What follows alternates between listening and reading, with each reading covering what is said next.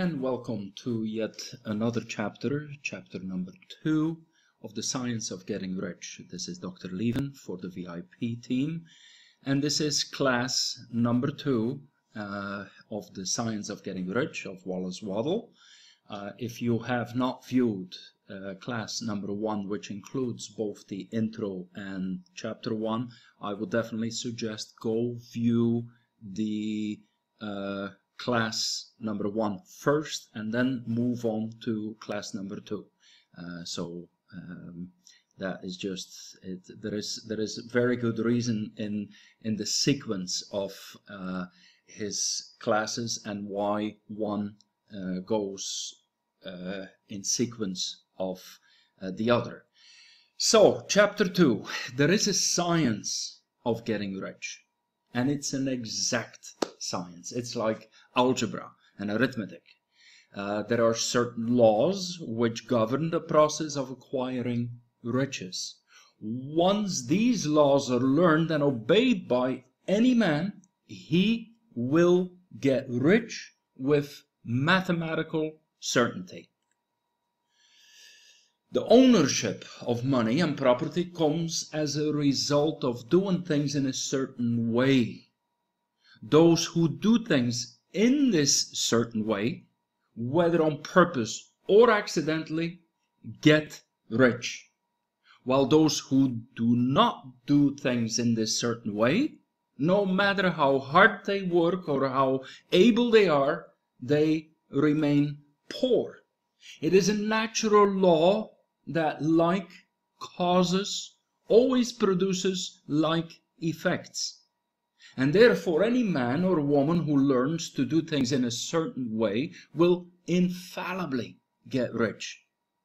That the above statement is true is shown by the following facts.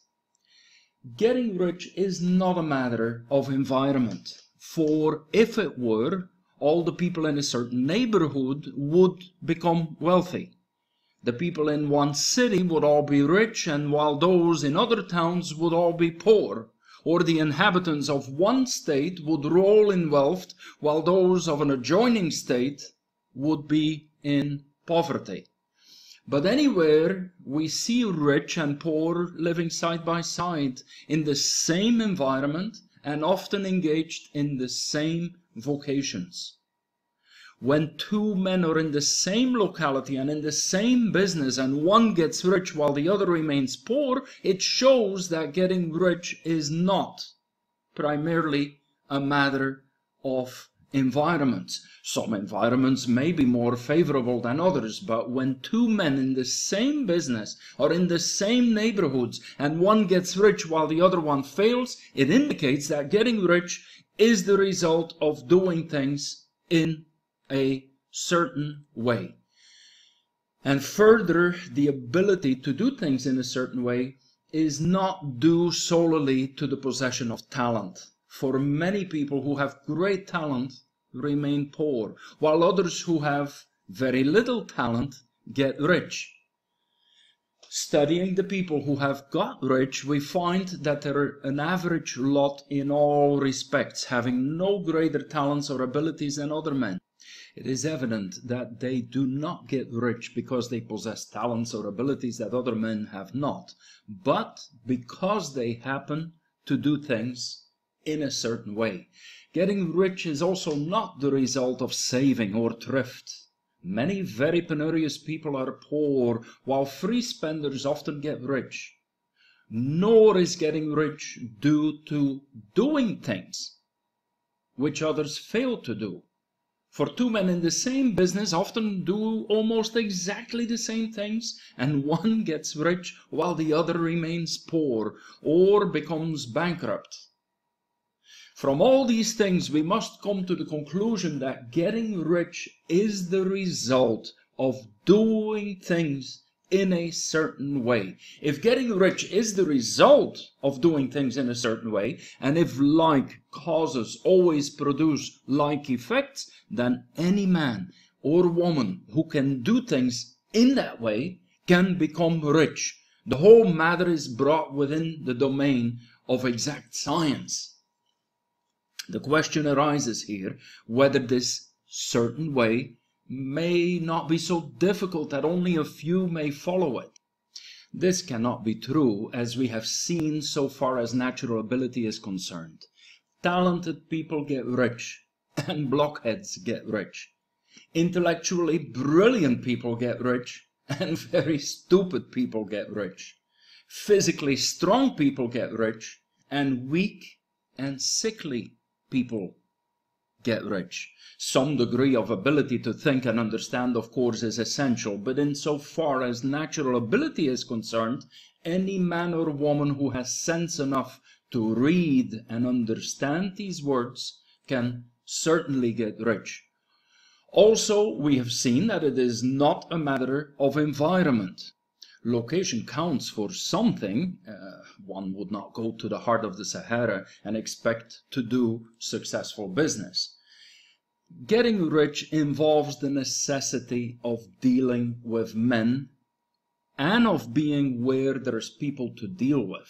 And if these peoples are inclined to deal in the way you want to deal, so much the better. But that is about as far as environment goes. If anybody else in your town can get rich, so can you. If anybody else in your state can get rich, so can you. Again, it is not a matter of choosing some particular business or profession. People get rich in every business and in every profession, while the next door neighbors in the same vocation remain in poverty. It is true that you will do best in a business which you like and which is congenial to you. If you have certain talents which are well developed, you will do best in a business which calls for the exercise of these talents. Also, you will do best in a business which is suited for your locality. An ice cream parlor would do better in warm climate than in Greenland, and a salmon fishery will succeed better in the Northwest than in Florida, where there is no salmon. But aside from these general limitations, getting rich is not dependent upon your engaging in some particular business, but upon your learning to do things in a certain way. If you're now in business and anybody else is in your locality is getting rich in the same business while you're not getting rich, it is because you are not doing things in the same way that the other person is doing it. No one is prevented from getting rich by lack of capital. True, as you get capital, the increase becomes more easy and rapid. But one who has capital is already rich and does not need to consider how to become so. No matter how poor you may be, if you begin to do things in a certain way, you will begin to get rich and you will begin to have capital. The getting of capital is a part of the process of getting rich, and it is part of the result which invariably follows of doing things in a certain way. You may be the poorest man on the continent, and you may be deeply in debt. You may have neither friends or influence nor resources, but if you begin to do things in this certain way, you must infallibly begin to get rich. For like causes must produce like effects. And if you have no capital, you can get capital. If you are in the wrong business, you can get into the right business. And if you are in the wrong location, you can go to the right location. And you can do so by beginning in your present business and in your present location. Begin to do things in this certain way which causes success. This completes chapter 2. The next video, chapter 3, will be the chapter under the title, Is Opportunity Monopolized?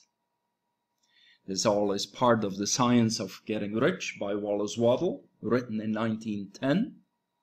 And this is offered by the VIP team who is an online university who actually pays the students to study.